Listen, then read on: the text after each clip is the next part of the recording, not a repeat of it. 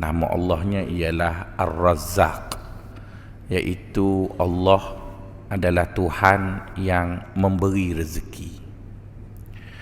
Perkataan Ar-Razzaq itu tuan-tuan dalam bahasa Arab, bentuknya ataupun sirah sebutannya itu disebut secara mubalaghah. Perkataan mubalaghah jika diterjemahkan ke dalam bahasa Melayu, agaknya maknanya ialah berlebihan. Jadi maksudnya Allah mengatakan kepada kita bahawa Dia adalah Tuhan yang suka memberi rezeki kerana Dia kuat. Jadi tuan-tuan, kita bandinglah dengan kerajaan kita. Dia kata dia tak boleh bagi dah sebab dia tak kuat. Jadi Allah tu dia kuat. Jadi oleh kerana dia kuat, dia menggambarkan dirinya dia bukan sekadar pemberi rezeki, sebaliknya dia suka beri. Jadi itu menggambarkan bahawa Allah itu ada aturannya, ada suatu susunannya bagaimana kita boleh memahami dia tadi memberi rezeki. Tuan-tuan dan puan-puan, sahabat-sahabat yang dikasihi sekalian, kata para ulama, apabila sesuatu nama disebut secara mubalaghah dan padanya ada alif lam, iaitu Ar-Razzaq, innallaha huwar razzaqu dzul quwwatil matin, maka itu menunjukkan dua perkara. Pertama, nama itu ialah nama alamiah. Alamiah itu maksudnya dia tidak terbatas. Bila Allah Ta'ala dia beri sesuatu dan dia sentiasa beri, cuma yang jadi masalahnya ada di kalangan manusia itu merasakan dia tidak diberi, sedangkan pada ketika itu dia sedang diberi. Maka perlulah penjelasan yang jelas agar manusia tadi tahu dan sedar bahawa tidak ada satu saat pun dari hidupnya itu dia tidak diberi rezeki. Dia diberi rezeki. Allah sentiasa beri rezeki kepada manusia. Cuma manusia tadi ada beberapa sifatnya yang tidak baik tadi, maka dia mengatakan bahawa dia tidak diberi rezeki. Jadi seolah-olah dia merasakan bahawa dia lebih malang berbanding orang lain kerana dia tak dapat rezeki. Sebenarnya dia sedang menerima rezeki. Jadi oleh kerana itu, fahamlah kita bahawa bila Allah sebut Ar-Razzaq, maksudnya dia memberi rezeki kepada siapa saja dan pada setiap masa. Tak ada pun saat-saat tertentu Allah tak beri, Allah beri. Cuma apabila kita bercakap mengenai rezeki dari persepsi kita, jika kita tak dapat apa yang kita nak, kita kata tak ada rezeki. Sebenarnya ketika mana kita tidak mendapat apa yang kita nak, kita dapat rezeki lain. Misalnya kita nak kahwin di Mekah, tak dapat dah. Jadi kita panggil tak ada rezeki. Tapi kerana tak dapat kahwin Mekah, dapat kahwin di England, rezeki juga tuan-tuan. Jadi bermaksud cumanya tak dapat apa yang kita nak, bukan tak dapat apa yang kita nak tadi tuan-tuan. Jadi itu makna yang pertama. Makna yang kedua, ulama mengatakan apabila satu-satu nama Allah itu datang dalam bentuk sirah mubalaghah dan ada alif lam pula, maka itu menunjukkan kepada Allah itu pemberi rezeki dalam segala bentuk, dan dia juga pemberi rezeki dalam segala bilangan. Kecil besar, sikit banyak, dia juga yang beri. Pelbagai bentuk pun dia juga yang buat. Jadi Allah SWT itu bila dia agih rezeki, dia agih pada semua orang. Ada orang dapat, Ada orang tak dapat pada hemat mereka, tapi Allah beri semuanya. Jadi oleh kerana itu tuan-tuan, oleh kerana dia yang memberi rezeki, supaya kita tidak kecewa dengan dia ataupun salah tanggap tentang dia, maka ada baiknya kita melihat bagaimana dia agih rezeki. Jadi apabila kita faham corak pengagihan rezeki yang Allah Ta'ala gunakan ataupun Allah Ta'ala praktiskan, setidak-tidaknya tak berlakulah salah faham. Kerana Allah Subhanahu Wa Ta'ala tak suka sangat orang bersangka buruk dengan dia. Kata Allah dalam satu hadis qudsi, ana inda dhanni abdi bi. Aku bertindak mengikut apa yang hamba aku sangka terhadap aku. Jadi rugilah kalau kita bersangka buruk dengan Allah dan Allah bertindak mengikut sangkaan buruk itu. Jadi untuk menjadikan kita tidak teranaya ataupun kita tidak menyesal di atas sikap kita yang tak betul tu, ada baiknya kita faham bagaimana dia mengagihkan rezeki, dan rezeki itu datang kepada kita dalam bentuk yang macam mana.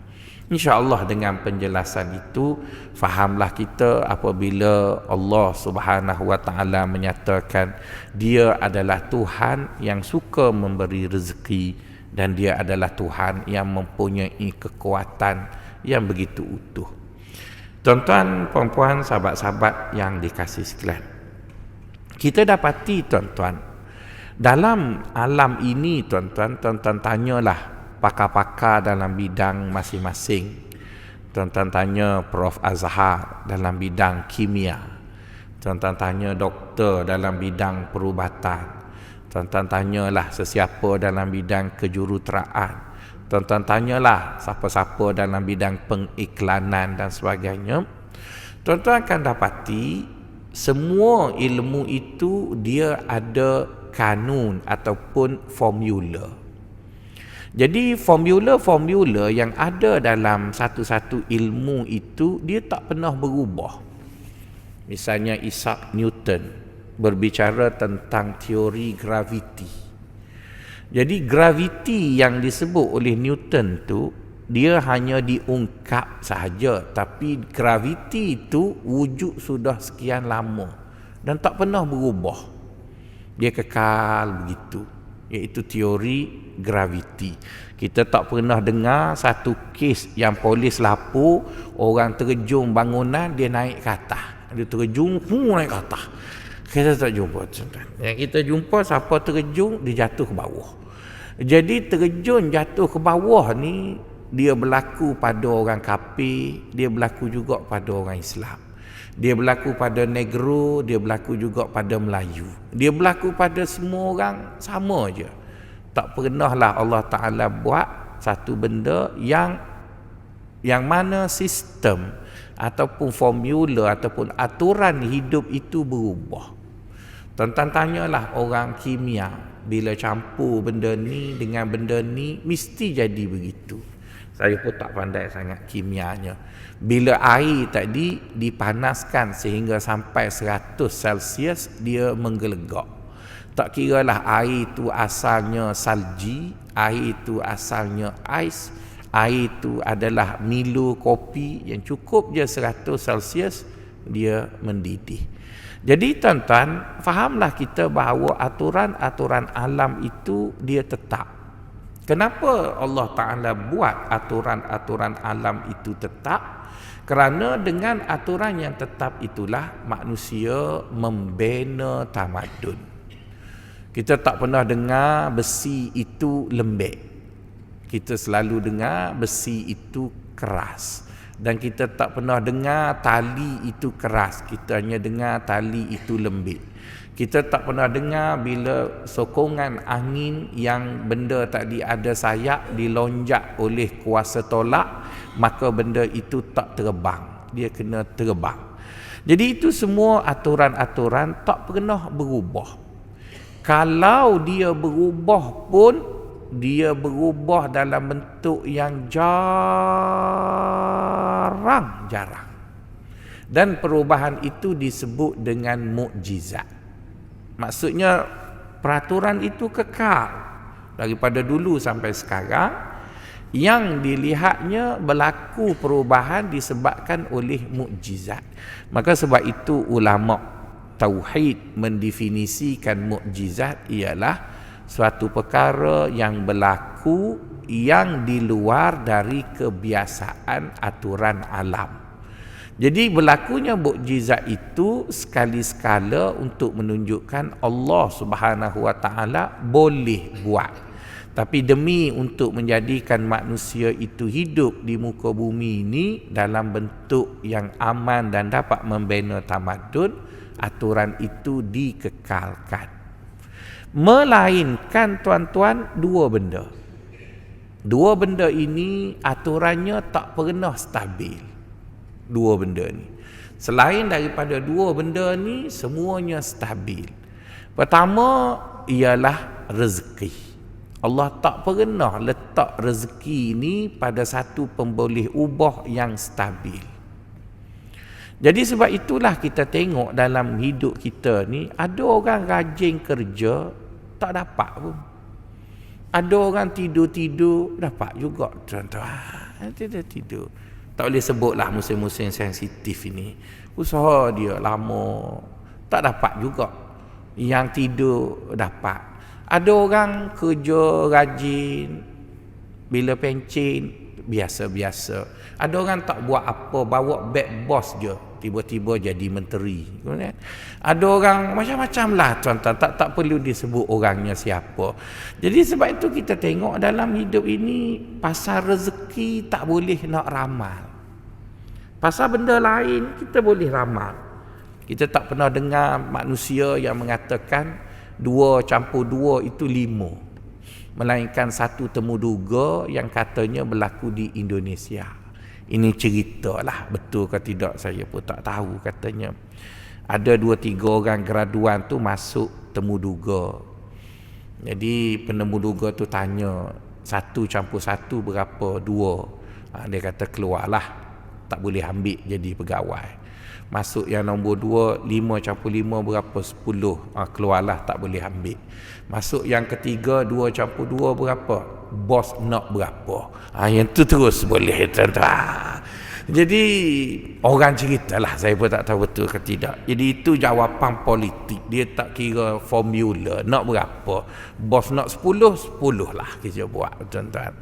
Jadi bermaksud, tuan-tuan, tak ada orang pun yang akan kata 2 campur 2 5 kalau ikut ilmu. Cuma yang berbezanya, kalau orang Inggeris disebut 2 plus 2. Tapi equalnya 4. 4 tu 4 lah juga. Melayu sebut 2 campur 2 4. Cina yang belajar di sekolah vernacular, yang dikatakan siapa mengaji sekolah Cina pandai matematik itu pun 2 campur 2 4 juga. Ngaji sekolah India yang berbelik pun 2 campur 2 4. Tak ada orang akan sebut begitu. Dia akan sebut sama, tuan-tuan. Tapi dalam bab rezeki, tuan-tuan, tak pernah sama, tuan-tuan. Masa kita kecil dulu, kita kagum sangat dengan seorang kawan kita sebab dapat A 5A, 6A, dapat 100. Semua orang bangga dengan dia. Tapi bila pencen, dia jual burger, kita pegawai kanan kerajaan. Kan? Jadi tak pernah sama. Belajar sama MCKK, seorang jadi ahli politik, seorang jadi ahli perniagaan.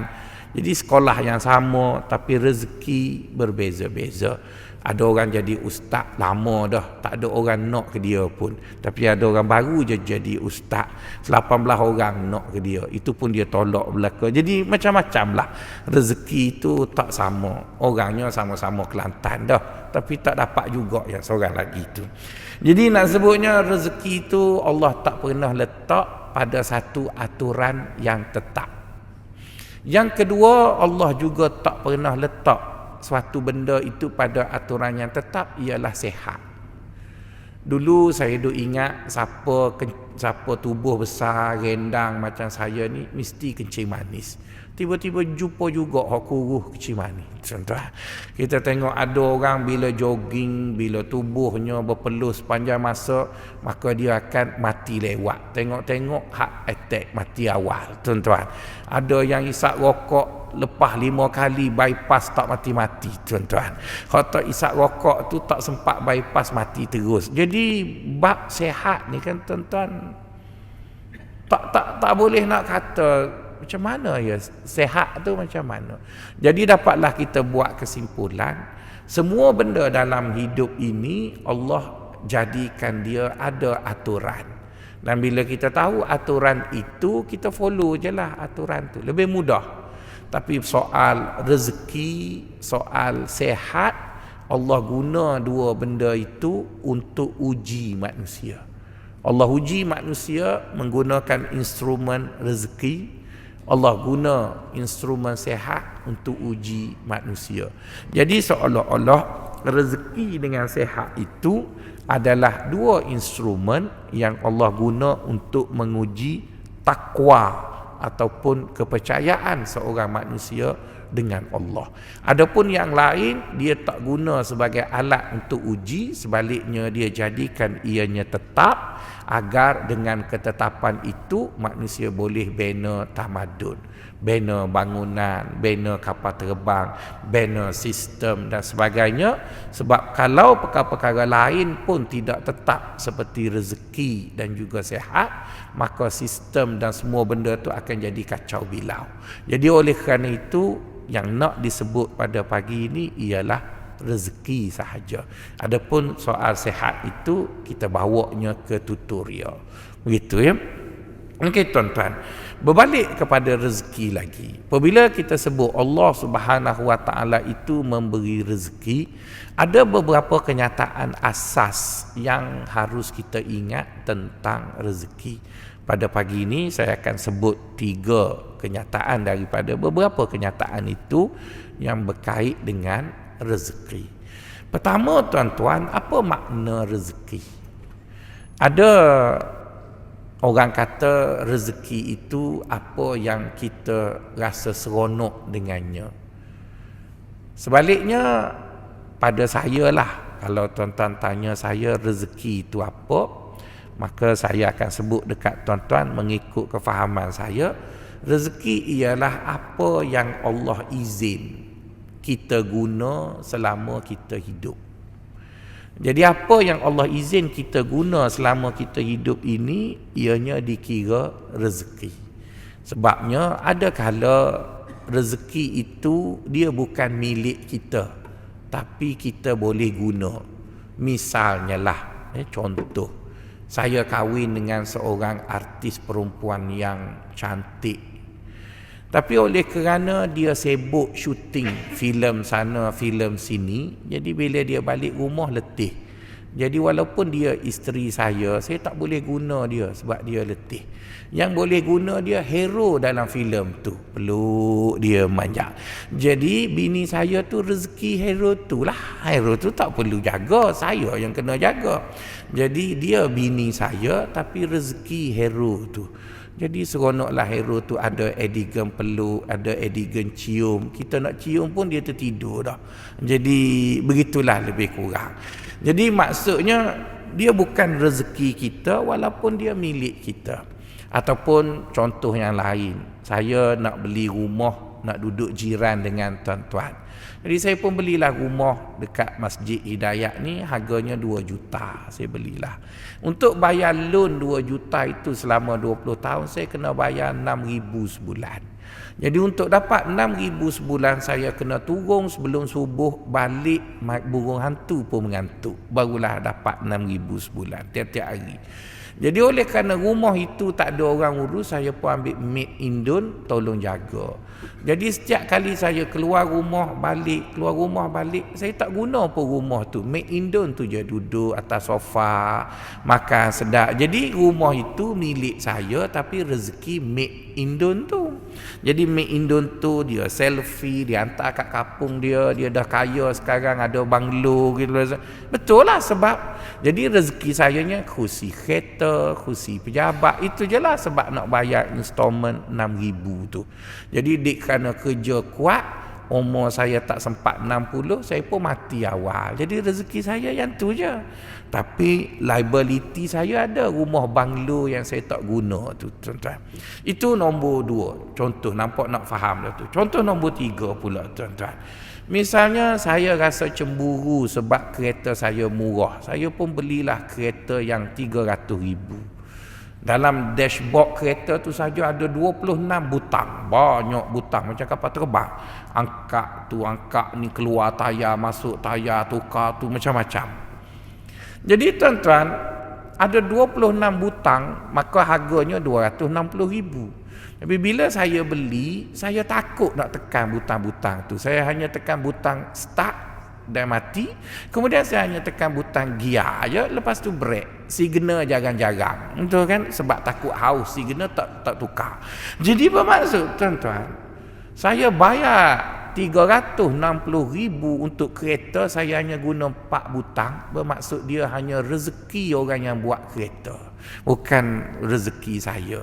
Dia yang guna. Ataupun lebih teruk lagi, bila saya dah tua, saya suruh driver saya, dia tekan habis butang sampai cabut. Jadi rezeki dia, liability saya, tuan-tuan. Jadi nampak tuan-tuan senyum tu, faham dah lah tu begitu. Jadi bermaksud rezeki bukan apa yang kita milik. Sebaliknya apa yang kita milik itu akan disoal, akan ditanya dan sebagainya. Dan rezeki sebenarnya ialah apa yang kita diizinkan guna. Dan kita guna semasa kita hidup ini, maka ianya dikira yang kita punya. Jadi tuan-tuan, berdasarkan kepada definisi itu, maka pada saya bila ditanya apa makna mati, maka saya akan jawab, mati ialah habis rezeki. Kalau tuan-tuan tanya doktor kat sini, dia kata, doktor kata mati ialah bila otak berhenti berfungsi. Itu definisi doktor. Definisi ustaz lain, dia kata mati ialah bila roh keluar dari badan. Jadi saya kata saya tak setuju roh keluar dari badan dikira mati. Sebabnya masa kita tidur, roh kita keluar dari badan. Lepas tu kenapa tak pergi tanamnya? Dah mati lah tu. Tak. Dia tak mati lagi, roh dia keluar sebab rezekinya masih ada. Adapun orang yang kaya, kita tengok kadang-kadang dia mati, dia ada banyak harta yang boleh dia guna, tapi rezekinya habis. Misalnya Michael Jackson beli oksigen yang paling baik, bubuh dalam tangki, dan dia nak bernafas dengan oksigen tu supaya dia lambat mati. Akhirnya oksigen tu dah sampai kat rumah dia, dia tak sempat guna, dah mati, tuan-tuan. Jadi bermaksud dia ada oksigen tapi dia tak ada rezeki dari oksigen itu, maka dia tak boleh guna. Saya pernah pada mula-mula balik Mesir, ada seorang kaya di Jeli, tanah Mek di Jeli dulu, ajak saya pergi ceramah kampung dia. Sudah ceramah, dia ajak saya makan pulut durian. Masa tu durian di 24 rasanya begitu. Wah, cukup sedap. Makan sepinggan, dia makan sepinggan. Lepas tu dia kata, tambah ustaz. Kita pun masa tu tengah darat lagi, tambah lagi lah. Saya tambah, dia tambah. Saya tambah, makan tak mati, dia angkat rebah. Jadi dia ada durian, tapi dia tak ada rezeki. Rezeki saya ada, malam tu boleh buat balik semua, tak habis tu, tuan-tuan. Jadi bermaksud kebun bukan saya punya, tapi rezeki saya punya. Dan sebahagian daripada durian itu buat balik rumah, terlupa nak buat turun dari bonet kereta, rezeki ayam pula sebab dah buruk. Jadi bermaksud Allah itu cukup pandai mengatur rezeki. Jadi kalau tuan-tuan tanya saya rezeki itu apa, pada hemat saya rezeki ialah apa yang Allah Ta'ala izin kita guna selama kita hidup ini. Itu makna yang pertama, ataupun kenyataan pertama berkait dengan rezeki. Kenyataan kedua berkait dengan rezeki. Para ulama membahagikan rezeki itu kepada dua jenis rezeki. Dan kita sepatutnya melihat rezeki itu pada dua kacamata tadilah. Satu kita panggil dia rezeki plus, yang satu lagi rezeki minus. Rezeki plus dan rezeki minus ini ialah kedua-duanya rezeki, tetapi ianya berbentuk plus ataupun berbentuk minus. Plus itu bermaksud kita akan dapat benda itu dan ianya berbentuk tambah. Jadi kita dah ada, sedia ada, kemudian kita dapat sesuatu, ianya menambah. Kadang-kadang ada rezeki itu datang bukan dalam bentuk tambah, tapi dalam bentuk mengurangkan. Kita rasa rugi sebab kita tak dapat, tapi sebenarnya di sebalik tak dapat itu banyak benda lain yang kita dapat. Ini disebut oleh orang-orang tasawuf, antaranya Ibnu Athaillah As-Sakandari ada menyebut begini: rubbama a'taka famana'aka wa rubbama mana'aka fa'ataka. Yang bermaksud, ada kala Allah itu dia beri kepada kamu dan kamu pun seronok sebab dapat. Tapi dalam waktu yang sama dia tarik dari kamu beberapa perkara. Ada kala dia tarik dari kamu beberapa perkara dan kamu kecewa kerana kamu nampak ia tarik sesuatu dari kamu. Tapi pada waktu yang sama dia sedang beri sesuatu pada kamu, cuma kamu tak perasan. Cuba kamu tak perasan. Contohnya lah, contoh mudah ya.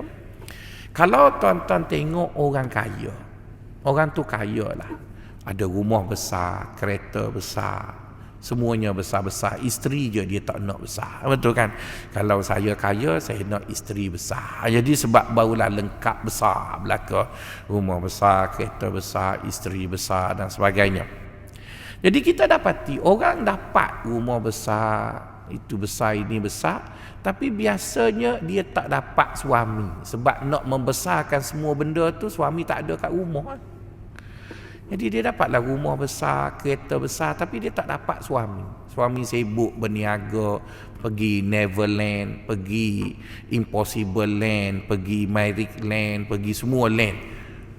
Jadi dia dapat rumah, dapat harta, tapi tak dapat suami.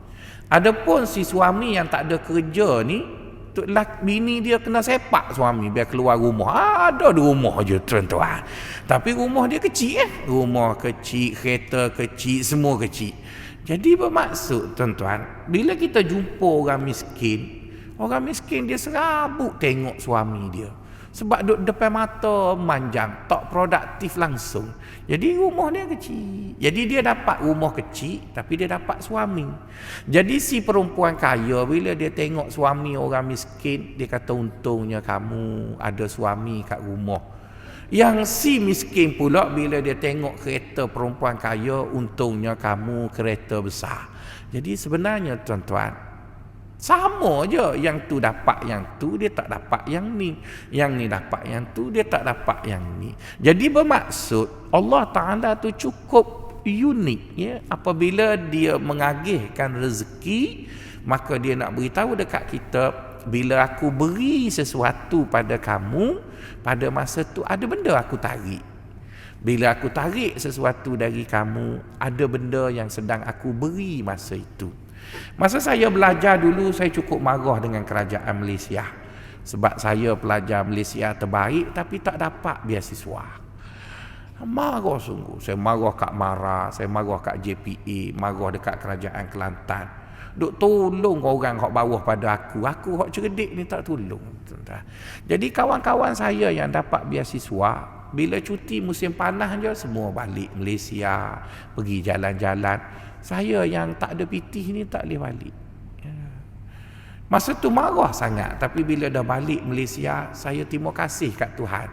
Sebab bila dia tak bagi beasiswa, saya tak boleh balik, maka saya kena pergi masjid belajar. Jadi itu yang bila mari dah tua ni mengajar tak bawa buku tu. Ustaz yang dapat beasiswa tu kena baca buku sebab dia belajar tak banyak tuan-tuan. Cutinya banyak tuan-tuan. Jadi bermaksud dia senang dulu, dia susah kemudian. Saya susah dulu, senang kemudian. Nak mengajar tuan-tuan lalu kat pintu tu ketuk-ketuk. Dia pun keluar. Jadi bermaksud tuan-tuan sama aja. Cuma kau ambil dulu yang kemudian tak dapat, aku ambil kemudian, dulunya tak dapat. Jadi bermaksud tuan-tuan, betul lah tu apa yang Allah Ta'ala sebut, rezeki itu ada plus minus Ni ada plus minus. Jadi bila kita sebut ada plus minus, maka kita akan dapati kita pasrah dengan rezeki.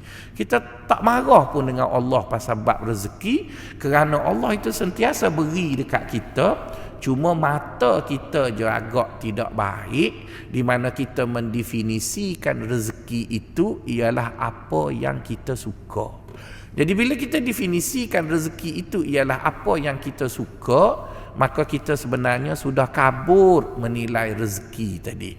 Tapi kalau kita dapat melihat rezeki itu dari kacamata Allah, bahawa Allah itu sengaja beri pada kita yang berbentuk dapat, dan ada juga dia beri pada kita sesuatu yang berbentuk kita terlepas. Jadi kerana ada dapat tak dapatlah hidup manusia itu stabil. Cuba tuan-tuan bayangkanlah apa akan berlaku kepada sistem agama kita kalau semua ustaz ni ada 18 orang perempuan nak ke dia berlaku. Betul kan? Saya ada 18 orang, tok imam kita ada 18 orang. Jadi asyik duk tolak perempuan je, tuan-tuan. Jadi oleh kerana itu Allah bagi ada yang ustaz tu 18 orang, yang ke-19 baru dia terima. Ada yang 3,000 tak terima langsung. Tapi ada yang orang tak nak pun tengok dia. Ada juga, tuan-tuan. Jadi kita dapati bahawa keadaan itu stabil dan dia baik. Jadi oleh kerana itu tuan-tuan harus melihat bahawa rezeki itu ada plus minus. Ketika mana dia beri dekat kita, tuan-tuan kena ingat ada sepotong ayat dalam surah Ali Imran ayat 165. Apabila tuan-tuan dapat banyak sangat yang berbentuk plus tu, tuan-tuan kena ingat Allah sebut dalam Ali Imran 165, kata Allah, awalamma asabatkum musibatun qad asabtum mithlai. Kata Allah, apabila kamu ditimpa satu musibah, maka kamu kena ingat sebelum musibah itu aku telah beri sesuatu pada kamu 2 kali ganda. Maksudnya Allah nak beritahu dekat kita agihan rezeki, kalau kamu dapat minus 30, sebelum kamu dapat minus 30, aku dah bagi rezeki 60.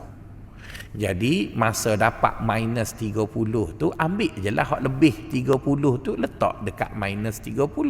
Jadi sebenarnya tak ada apa-apa kurang pun.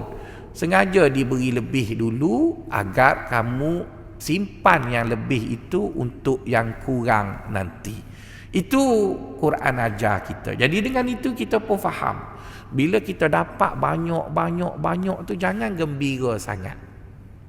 Kenapa ya dapat banyak sangat ni? Mesti ada benda yang dia nak beri yang minus pula. Sebab bila kita dapat banyak, iaitu plus, kita pun lupa diri. Berasaskan firman Allah yang lain, kalla innal insana la yatgha ar-ra'ahu stagna. Manusia itu akan melampau tindakannya apabila dia dah dapat lebih. Dalam ayat yang lain, wa in iza aradna an nuhlika qaryatan amarna mutrafiha fafasaku fiha fahaqqa 'alaihal qaul fadammarnaha tadmira. Apabila kami ingin hancurkan sesuatu kaum itu, kami beri, akhirnya mereka melampau dan mereka berhak untuk mendapat azab. Jadi oleh kerana itu kita yang faham akan gaya Allah mengurus manusia tadi, maka bila kita dapat plus, jangan kita rasa Allah suka dengan kita. Jadi kalau kita dapat plus tu kita rasa Allah suka dengan kita, maka kenyataan itu akan bertentangan dengan apa yang Allah buat dekat Nabi. Kita dapati baginda sallallahu alaihi wasallam tidak banyak yang Allah beri dekat dia daripada material dunia. Jadi adakah kita boleh kata Allah tak suka kat Nabi? Ma'azallah, adalah sesuatu yang tidak mungkin. Allah suka pada baginda, tapi Allah Ta'ala tak beri dia plus. Jadi bila kita dapat plus yang banyak, kita kena ingat kejap lagi kita akan dapat minus pula. Jadi oleh kerana itu, yang plus itu kita simpanlah untuk kita guna ketika mana kita dapat minus. Sebagai contoh mudah tuan-tuan, Kita semua tahu bahawa peneroka Felda, mereka pergi ke Felda, mereka dapat tanah yang sama banyak, iaitu 10 ekar seorang. Sama banyak. Kemudian mereka tanam kelapa sawit dari benih yang sama, baja yang sama, tanah yang sama. Tapi kenapa bila tuan-tuan pergi ke Felda, ada orang Felda yang rumahnya banglo, ada yang rumah asal? Jawabnya ialah pengurusan je lah. Duit sama banyak. Masa dulu 1 tan 1,000 ringgit, mereka ada 10 tan, boleh 10,000 start sebulan. Bukan ada orang kurang, ada sama aja, sama dapat 10,000 ringgit. Tapi yang dapat 10,000 ringgit, dia tahu komoditi itu tidak tetap harga, maka dia simpan duit dekat koperasi Felda. Dan pada ketika itu koperasi Felda bayar 22% bonus daripada simpanan. Jadi bermaksud orang yang beringat selepas dapat sesuatu dia akan ditarik, maka hidupnya stabil. Tapi orang alhamdulillah, orang yang tak beringat, rumah dia kekal. Bila saya balik rumah mertua saya selalu tengok bila kelapa sawit mahal, ataupun nak tahu kelapa sawit mahal tu mudah ke murah, tengok juru jual masuk Felda. Kalau kelapa sawit mahal, Cina pun datanglah, tilam baru, almari baru. Jadi ada orang yang tak sabar dengan godaan toke Cina tu, terus tukar. Sedangkan tilam yang dia beli tu baru je habis bayar. Tak luak lagi pun, tapi dia tukar. Dia buat tu. Adalah orang mari jual motor, jual kereta, jual tu dan sebagainya. Jadi akhirnya kita lihat orang yang kadang-kadang rumah asal tu bukanlah dia rezeki sama je, cuma dia tak ingat mengenai bahawa sesuatu yang diberi lebih itu akan ada masanya akan ditarik darinya. Tapi yang beringat, dia faham pendapatan begini average setahun belanja 2,000 ataupun 3,000. Jadi dapat 15,000 simpan. Lepas simpan pergi umrah. Jadi akhirnya hidup mereka lebih stabil. Tapi yang tak menyimpan itu pernahlah pergi London. Ada tuan-tuan, saya pernah dengar keluarga Felda bercuti di London sebab kelapa sawit mahal. Adalah. Jadi kita tengok rumah dia, patutlah dia tak baiki pun. Dia kata ini sementara sahaja. Ya, sampai sekarang buah dah murah, mulalah terpinai-pinai mata sebab tak beringat. Tapi ada yang beringat, boleh je hidup stabil, masih boleh naik motor ke sana kemari dan sebagainya. Dan saya sebut itu tidaklah bermaksud menghina orang Felda ya, tetapi nak beritahu ialah rezeki itu datang sama sahaja, cuma bagaimana orang tu melihat rezeki dan akhirnya mengurus rezeki itulah yang menjadikan kita berbeza. Itu kenyataan kedua berkait dengan rezeki, iaitu ada rezeki plus, ada rezeki minus.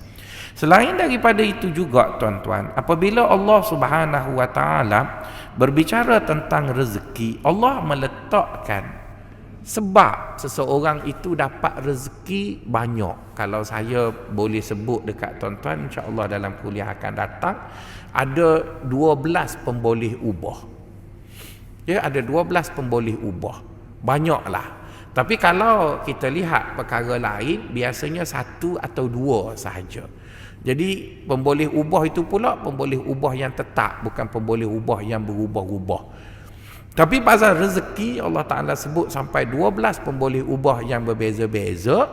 Itu menunjukkan kepada kita bahawa Allah sengaja menjadikan pintu rezeki itu berbagai-bagai. Kenapa dia jadikannya berbagai-bagai? Kerana dia cipta manusia juga berbagai-bagai. Jadi oleh kerana itu Allah menyatakan nak dapat rezeki ada beberapa pemboleh ubah yang Allah Ta'ala nyatakan kepada kita. Misalnya Allah Ta'ala sebut dalam Quran apabila dia sebut dia adalah Tuhan yang memberi rezeki tadi, maka dia pun sebut antaranya Allah sebut walau anna ahlal qura amanu wattaqau la fatahna alaihim barakatim minar rizq. Kalaulah penduduk sebuah negeri itu beriman dan bertakwa, maka kami akan turunkan padanya berkat pada rezekinya.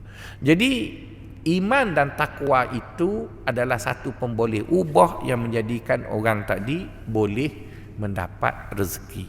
Dalam surah Nuh pula Allah menyatakan bahawa menginsafi akan kesilapan kita dan perbetulkan apa yang telah kita buat silap, itu juga adalah punca rezeki. Fakultus taghfiru rabbakum innahu kana ghaffara yursilis samaa alaikum midrara wa yumdidkum bi amwalin wa banina wa yaj'al lakum jannatin wa yaj'al lakum anhara.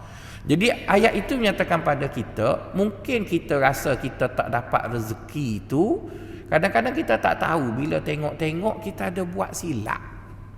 Jadi betul je silap tu terus dapat. Tak apalah, rekod pun rekod lah. Ya, saya ada satu cerita saya tolol lah. Tuan-tuan jangan buat begitulah. Saya rasa saya muda kan, saya rasa saya muda. Ini cerita lama lah. Saya rasa saya muda. Lepas tu saya rasa benih saya ni subur sebab mak saya beranak 13 orang. Jadi DNA ni subur lah. Lepas tu tengok pula saya dengan ayah saya tu tak beza mana tubuh. Jadi kuat lah. Bini saya pun mak dia anak ramai. Jadi saya ingat bila masa saya bersetubuh dengan isteri saya dapat anak. Saya rasa gitu. Jadi kita pun taklah makan telur masing tiap-tiap hari. Makanlah juga daging salai, itik salai, gajah salai, macam-macam lah makan. Jadi kita ingat bila nak anak bila-bila je, petik jari je boleh dapat anak. Saya pun beranggapan begitulah. Jadi saya pun bersamalah dengan isteri saya. 11 tahun tak dapat anak, tuan-tuan. Jadi saya kata, nak kata awak mandu dah ada 2 anak. Kenapa tak dapat ni? Selang antara anak nombor 2 dengan anak nombor 3 tu 11 tahun. Lepas tu dia kata, abang lah mandu. Mandu apa tu? 2 ekor tu beg tu. Tak juga ya. Lepas tu lah pergi klinik LPPKN, kan lembaga penduduk apa benda tu, pergi kat situ tu, doktor tu dia senyum sinis kat saya. Kata, apa doktor ni senyum kat aku? Kita tahu kan senyum dengan makna senyum suka ataupun senyum dengan makna bodoh kan tu. Nampak macam kategori dia kata saya bodoh. Kata, takkan aku bodoh. Tapi dia senyum gitulah. Dia kata, ginilah encik, bagi isteri makan hormon apa gitu. Tapi senyumnya itu menjadi tanda tanya. Kenapa dia senyum gitu Orang panggil senyum kambing tu kan, dia senyum. Baliklah saya. Lepas beberapa bulan pergi balik. Bila pergi balik, dia kata, Encik buat hubungan ni berapa kali seminggu? Saya pun malu nak jawab. Saya kata yang Jumaat tu sunat, hak lain wajib. Allah. Kan? Dah malam Jumaat kan malam sunat, malam lain wajib lah. Jadi Allah, dia tarik. Lepas tu, kenapa panjang sangat Allah?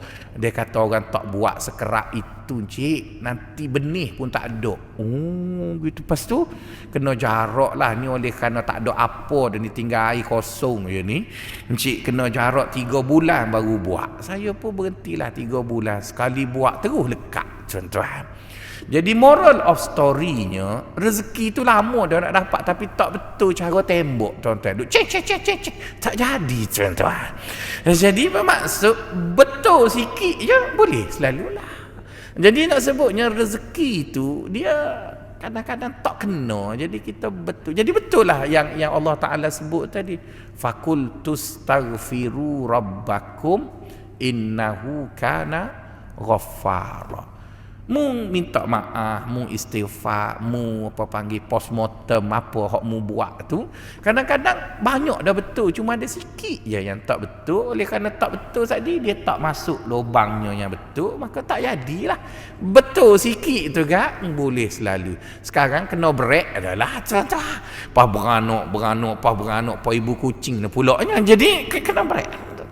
Jadi bermaksud tuan-tuan, hidup kita ni kadang-kadang kita dah rajin, kita dah buat, tapi adalah sikit. Jadi surah Nuh tadi menyebut pada kita betulkan apa yang kita silap itu, ada kala boleh menjadikan rezeki tadi datang. Dan banyak lagi lah perkara berkait dengan rezeki tadi tuan-tuan yang Allah Ta'ala sebut. Nanti kesempatan yang lain akan saya sebut. Dan